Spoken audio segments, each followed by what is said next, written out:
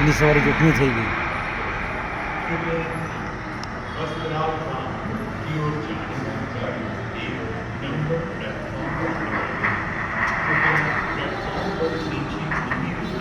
પૂરાઈ ગયા અમે.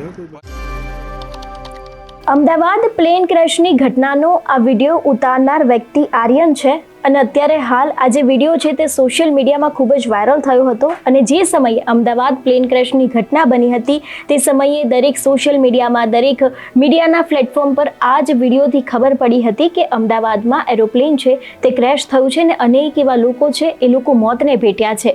પરંતુ ક્યાંક અત્યારે હાલ આર્યન માટે આ વિડીયો બનાવવું મુસીબત થઈ હોય એવું લાગી રહ્યું છે, કારણ કે અત્યારે હાલ અનેક એવી એજન્સીઓ છે એ દરેક લોકો તેની પૂછપરછ કરી રહ્યા છે અને ખાસ કરીને પોલીસ દ્વારા પણ તેને અત્યારે હાલ લઈ જવામાં આવ્યો છે, કારણ કે તેમને આ નજરે જોયેલી ઘટના છે એટલા માટે વિક્ટિમ પણ થયા છે, એટલા માટે તેમનું નિવેદન પણ લેવામાં આવ્યું છે કે આ સમગ્ર ઘટના કેવી રીતે બની હતી.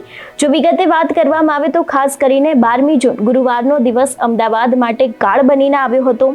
એરપોર્ટ પર ઉડાન ભર્યાની ગણતરીની સેકન્ડોમાં જ પ્લેન ક્રેશ થઈને હોસ્ટેલ પર તૂટી પડ્યું હતું અને આ ઘટનામાં 250થી વધુ લોકોએ જીવ ગુમાવ્યા છે.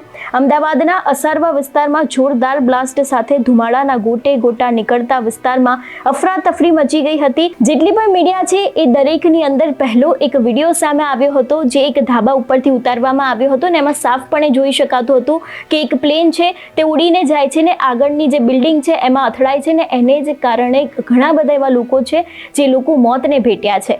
પણ જો વાત કરવામાં આવે સમગ્ર ઘટના વિશે તો કે એ બાદ અનેક એવા ખુલાસા થયા હતા ને અંતે આ જેણે વિડીયો બનાવ્યો હતો એ છોકરો છે એ પણ ક્યાંક બહાર આવ્યો છે ને એનું પણ હવે નિવેદન લેવામાં આવી રહ્યું છે.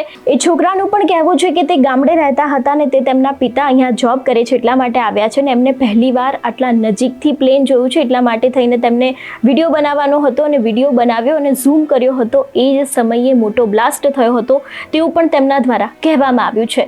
એટલે જે પ્રમાણે આ સમગ્ર ઘટના બની હતી ને આ ઘટનાનો જેને સૌથી પહેલો વિડીયો ઉતાર્યો હતો એ વ્યક્તિને અત્યારે હાલ ક્યાંક આ વિડીયો ઉતારવો એ મુસીબત બની ગઈ હોય એવું પણ લાગી રહ્યું છે, કારણ કે પોલીસ છે તે પણ તેમને લઈ ગઈ છે તેમનું નિવેદન લેવા માટે. અલગ અલગ એજન્સી છે એ લોકો પણ તેમની પૂછપરછ કરી રહી છે, કારણ કે તેમને નજરે જોયેલી આ ઘટના છે કેવી રીતે થયું હતું, શું થયું હતું, ક્યારે થયું હતું, શું સમય હતો અને વિડીયો ઉપરથી અત્યારે હાલ તેમની પૂછતાછ છે તે પણ કરવામાં આવી રહી છે. નમસ્કાર.